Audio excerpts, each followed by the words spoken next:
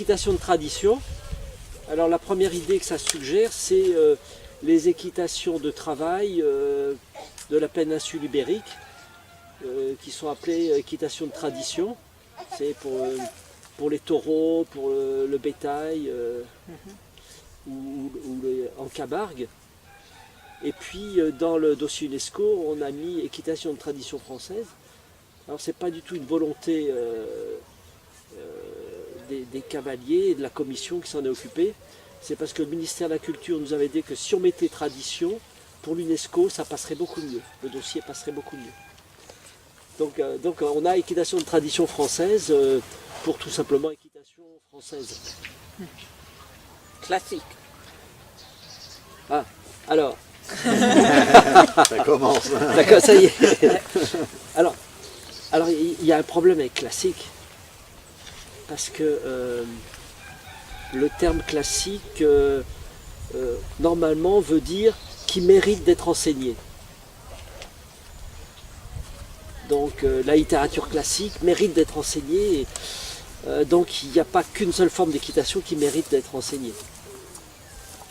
Alors que souvent, par classique, on entend l'équitation d'école, plus ou moins issue de la guérinière. Vous voyez, à partir de la guérinière et ce qui a perduré dans le travail de haute école aujourd'hui.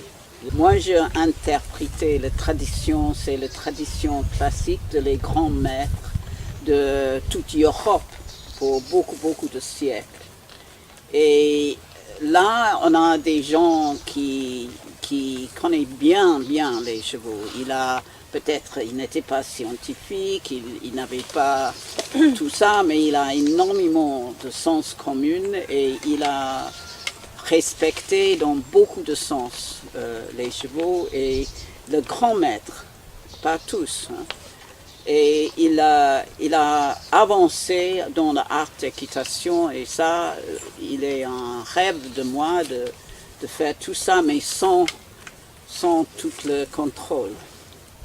Et ça, c'est la chose que j'interprète comme tradition.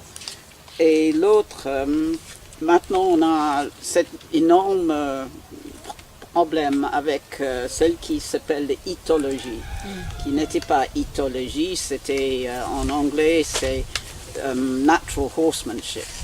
Et il dit c'est naturel et c'est blablabla, blablabla. Mais le problème est qu'il n'avait pas suivi le grand maître pour comprendre comment on peut avoir un art d'équitation. Il a stoppé à une place et aussi c'est très difficile qu'est-ce que c'est naturel? C'est naturel pour un cheval d'apprendre, mais c'est quoi qu'il apprend? C'est le problème et comment on les apprend. Et oui, on a beaucoup de classiques qui est mis en place des choses horribles maintenant. Mais c'est pas une question de dismiss. What's to dismiss? Dismiss. Ne prends pas l'idée parce qu'on a des mauvais praticiens.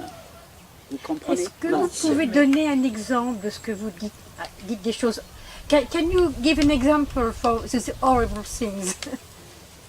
Ah, un exemple. Well,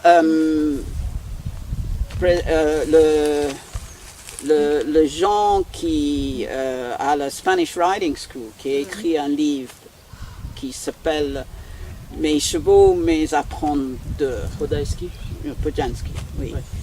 Ça, c'est un homme qui... et j'étais là, j'ai vu et j'ai étudié beaucoup avec les professeurs de cette école. Ils sont un peu trop durs, c'est sûr, mais il a bien avancé. Il sait monter un cheval avec l'art d'équitation. Et oui, on a des très mauvaises praticiens et je pense en France, on a une pratique de ce mieux qui est un peu plus dur. Et tous les gens comprennent un peu plus qu'il faut être dur. Et pour ça qu'on a cette révolution pour dire non, on ne veut pas faire le classique. Pas le classique. Et j'ai beaucoup de gens qui viennent à moi et disent non, je ne suis pas intéressé en le classique. Mais en même temps, il throws the baby out with the bathwater. Vous comprenez ça? Jette le bébé avec l'eau du bain. Oui, parce qu'il n'avance pas en l'équitation et on comprend le cheval. Parce qu'il dit non à toute cette histoire. Et on a des mauvaises choses dans l'histoire, c'est sûr. Mais on a des bonnes choses. Ok, stop. Je vous en prie, parce que moi, si je ne fais pas attention, je vais parler. Je voulais dire, on parle des mauvaises choses et des horreurs qui se passent à l'heure actuelle, c'est vrai, mais bon, je pense que dans le passé, il y en a eu aussi, quand on voit les livres Grisonne ou tout ça. Ou, Oui, alors, écoutez, quand on, morts, oui, mais quand on les lit bien, on trouve beaucoup de conseils de douceur des Grisonnets. il y a les deux. Et chez Grisonnet, il y a deux personnalités. Il y a l'équitation très douce, il faut faire attention au cheval, c'est toute la nouvelle équitation de la Renaissance. Et puis à la fin, quand il s'agit des chevaux rétifs, alors tout d'un coup il y a une grosse régression dans les comportements, comme la nouvelle technique ne permet pas de résoudre les problèmes des rétifs, alors à ce moment-là, on y va franco, on tape dessus, on attache un chat à la queue, etc.